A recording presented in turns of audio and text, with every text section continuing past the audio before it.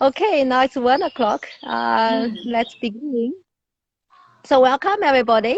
So today is will be our IG live. May is a month for Women Health. And so in the month of May, we are going to talking about hormonal balance. And we are very happy to have our registered Chinese medicine doctor, Dr. Michelle, as the main speaker for today's talk. Let me just introduce Michelle a little bit. So Dr. Michelle is actually a master in Chinese medicine, and she mastered in acupuncture and moxibustion. And she is also currently studying a master on counseling and about to graduate. um, Dr. Michelle is very much using very holistic way to treating her patient, where she integrates Chinese medicine and also different type of energy medicines, such as like sound energy and a singing ball. And also pay a lot of attention on the mental side, using her counseling skills as well. And her interest in clinical is a lot on woman health, things like PMS, menstrual irregulations, menopause, fertility, postnatal, and hormonal imbalance is quite big in that. And apart from woman health, and she also treat a lot of people with stress and also emotional management, mood-related disorders like IBS, allergy, and all that. And we all know stress also have a lot of relationship with hormonal imbalance as well. So, which Dr. Michelle will also and give us the perspective from a Chinese medicine perspective, from a holistic health perspective. So without further ado, probably let's hear from Dr. Michelle that in your clinic practice, what are the main symptoms and issues you are seeing related with hormonal imbalance? Okay, so first of all, it's been a very pleasure for me. Like I can share with you through this format. It's also our first live for Balance House. So talking about some very common signs for hormonal imbalance, for example, like weight gain or weight loss. Actually, both can be appeared in hormonal imbalance and also fatigue, and some people may have some muscle tension, very weird one, or some muscle pain or muscle weakness. And also there are also for some people they were also having some changes in their heart rates, whether it's accelerated or lower down the heart rates. And another part of that, maybe some feelings. For example, some people may have more dry feeling, not only for just the mouth, maybe other parts like those secretion glands will also feel very dry.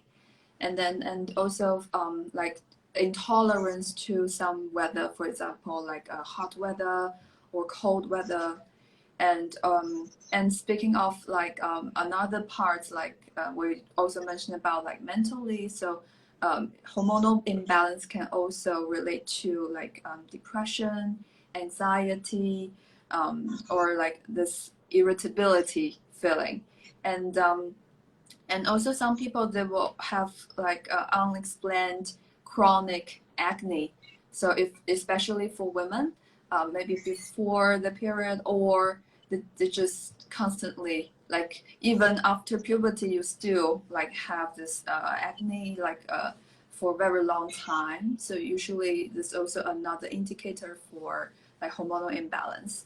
And um, um, and also irregular menstruation, like your period is not very regularly come. It's also a very important sign for hormonal imbalance. So as I shared lots of common symptoms, but we cannot just you know, if you Google it, like sometimes you're trying to like I feel not well, and then Google it. So sometimes you may result in some very severe situation, which is not true. So if you just have maybe one or two very single one, you cannot. As for me, I cannot design. So like you already have this hormonal imbalance, so it will be better. So you really feel some symptoms like keeps bothering you, it will be better like you like contact, or for example you can come to me, like we have a very detailed consultation, so I will trying to understand more about your body, what is going on, and then we can look for whether you are having this like hormonal imbalance. Yeah. Wow. So since there's a very wide spectrum of symptoms that at the root can be hormonal imbalance. It's ranging from like stress, PMS, or the woman issues to even like weight gains, or mood disorders. We've posed this question, the live talk earlier on, and some of our followers already asked certain questions. So one person, for example, would like to know a bit more detail, like how does hormonal imbalance result into weight gain? Okay, so speaking of weight gain, so there are three very common situations that will causing weight gain and related to hormonal imbalance. The first one is menopause, because when women go into menopause stage, so our sex hormone level will drop drastically. For example, the estrogen level will drop, and this big difference, like compared with before, were definitely causing a lot of things happening in the body, and then it will also decrease the metabolic rate, so it will easier to have this weight gain. Like so, a lot of women when they go into like menopause stage, it will also easier to notice they're having this gaining weight, for example, like on the middle and at the belly part. Okay, so this is the first situation. And then the second one, there is disease, we'll call it PCOS. So actually, yes, so this one is related to your ovarian. So for people with this situation, so in their overall ovarian size, there were a lot of cysts, but they cannot grow up into the one can like really create the ovaries. So for this situation, it will definitely relate with the estrogen level. And then weight gain is also very typical sign for this type of hormonal imbalance illness. Yes. And then the third one, also very common, is hypothyroidism. Like it's related to your thyroid glands here. So when people have this hypothyroidism, because the thyroid gland, the hormone here is not enough, and then so your body react to it, it will gaining weight, and also with a lot of like swelling, water retention. So these three situations are quite common related with the weight gain. Yeah. Okay, so which means when you have weight gain, and especially in that three situations, one thing you need to check is that whether your hormone is imbalanced or not, Yes. right? And So, not just focus on diet, because that will probably not really resolve the situation. So especially when you're experiencing like the weight gain, you cannot find any reason related to your diet. For example, you just undergo normal diet, normal amount of food, but you still have the weight gain. You cannot explain it. So the best way is first to go a check for your hormonal levels to see whether there is some hormonal is not properly secreted, and then to see whether it's related to that. If you ring out that reason, then maybe it's any other reason, so we will look into that. Yeah. So if people then come to you that they know they have hormonal imbalance, So from a Chinese medicine perspective, how would you treat the hormonal imbalance?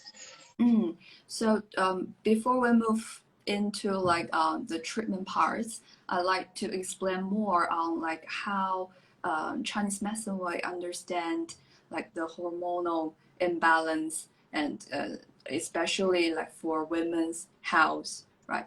So for women's body, we believe there's three very important organs. The first one is spleen, and the second one is the liver, and the third one is kidney. Okay, so the liver is the organ we say it stores our blood.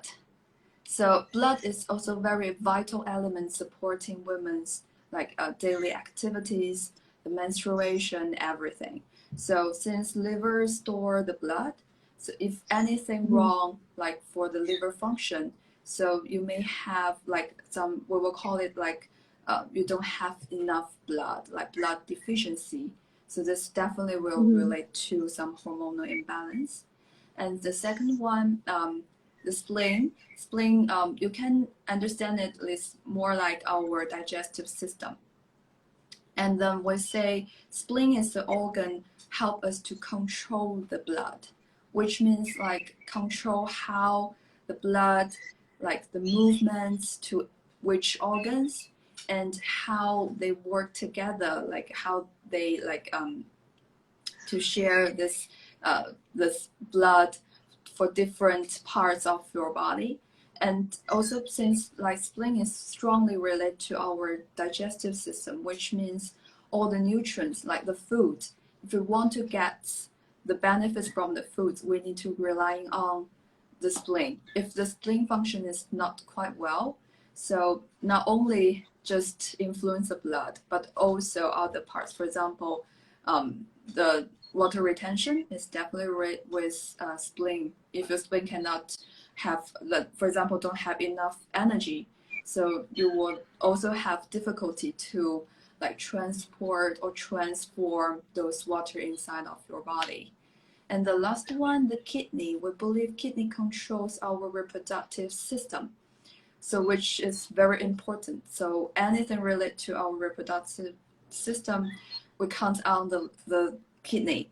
So if kidney function is not quite well, like most of the time is deficiency, because in Chinese medicine we will say all the essence actually just stored in the kidney at the time when you just birth in the world. So every time since you already came into the world and since you grow up and you're getting aging, and this process, the essence in the kidney will keep decreased.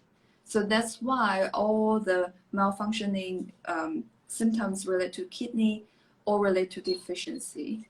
So that's why what we want to do is we need to like create more balanced relationship between these three organs, so that for women's body it will be very important to have this very harmonious in these three organs. Okay, and then the second one is I need to talk about is about women's the cycle, right? So actually the whole cycle, including your menstruation, the ovulation, actually the whole month. So inside there are different hormones actually controls your cycle. To translate into Chinese medicine, we will say there is yin energy and yang energy actually control the whole process. So actually I want to draw a plot so I can talk to you. Okay.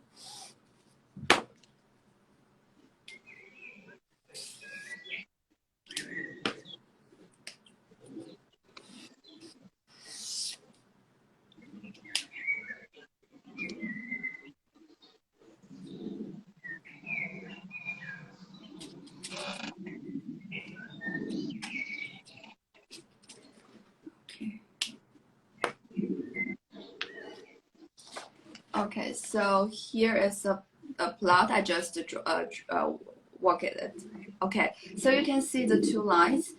So the green one represents for our yin energy, and the orange one represents for the yang energy. So the starting point is the first day of your period, and then in the middle is the ovulation. So maybe around like from here to here, around 14 days. Okay, so you can see actually at the first day of the period, the yang energy is at the lowest point. So that's why a lot of people, they will have like fatigue, or like before the period comes, they're already having this feeling like extremely tired before the period. This is because like actually before your period, you will see after your ovulation, right? So the yang energy will start to drop, and then to the lowest point, which is the next cycle. So this also explains why people were having a lot of things happening, and then before the period, like PMS and fatigue, actually relate to the yang energy is dropping. And then so for yin energy is actually on the opposite side. So you will see at the first day of your period, the yin energy actually is at the top of that. So you will have the period, right? And after that, the yin energy start to drop, the yang energy start to going up, and then to your ovulation day. So they will become like most distant. So the yang energy will at the top level, and the yin energy will at the lowest level. Okay, so and some people, they will have some problems with ovulation, for example, like the PCOS situation. So they're also very strongly related to the yang energy. If the yang energy is not strong enough, they cannot come into this point, so they will have the problem for the ovulation. Yes, so this is how the yin and yang keep moving for each cycle. So if for example, if some people, they already have certain deficiency in yang energy or the yin energy, they will more obviously to notice their body have some discomfortable feeling during the cycle at different periods. Yes, so this is like more like a very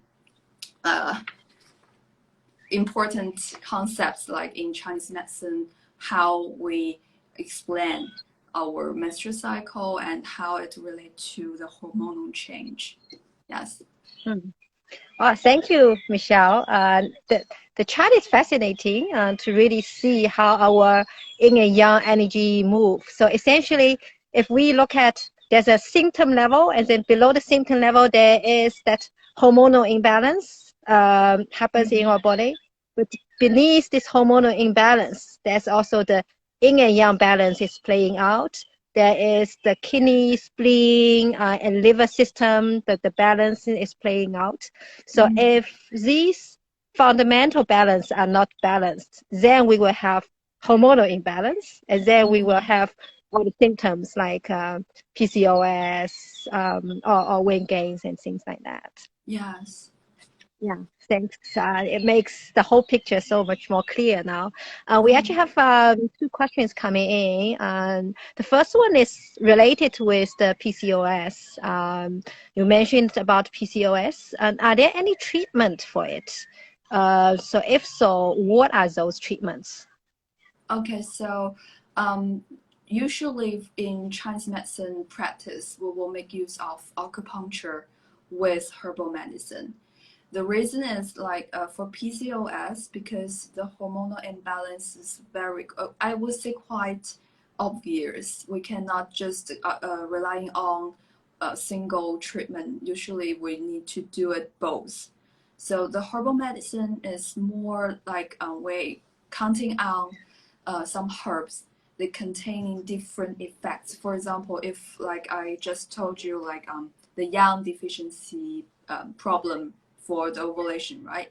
So we really need some support from the herbs to tonify the yang energy and directly give your body this yang energy. This is part one. And then the part two is about the acupuncture, because for treating PCOS, we also want to increase the possibility and also increase the ovulation, because we want to like really help you to have this normal cycle, right? Because for PCOS patient, they will have like very very long gap between each cycle. Some people even they just don't have any menstrual cycles. So to stimulus ovulation, we need to rely on the acupuncture. And then so some people may also ask about like, so if like for example they already have the PCOS, right, which means they already don't have a regular cycle, so how do we make use of herbs, how do we make use of the acupuncture? So in Chinese medicine, we will trying to kind of like we mimic a cycle. Like for example, a normal cycle will be like 28 days to 35 days, right? So we just mimic this time range. So when we start with our treatment, like we just assume the first day, the treatment is the first day of the cycle. And then we start to use the herbs. Like we based on the changing, like I show you, the yin and yang energy move, right? So we just assume the day one is so the day you come to our treatment, and then we'll follow the natural waves of the energy to give the herbs. And then before your ovulation, and we will like kind of like increasing this possibility by acupuncture. So we will change adjusting herbs, also adjusting those acupoints like for acupuncture according to this mimic cycle. Yes. So but for PCOS, because it's quite complicated situation, also relate to your lifestyle. So not just treatment. So we were also working on a plan to help you to do some adjustments for the lifestyle. So it's more like integral treatment plans for PCOS. Yeah. Mm, mm. So it sounds like when people don't have the regular periods, you actually well using combined acupuncture and herbal medicine, then to restart a regular period Yes. for the person, so that their yin and yang can go as the curve that you just mentioned in the Yes. chart before. Yeah. And you also mentioned that apart from acupuncture and herbal medicine, there will also be integral approach looking at that lifestyle. Mm-hmm. Can you elaborate a bit more on that?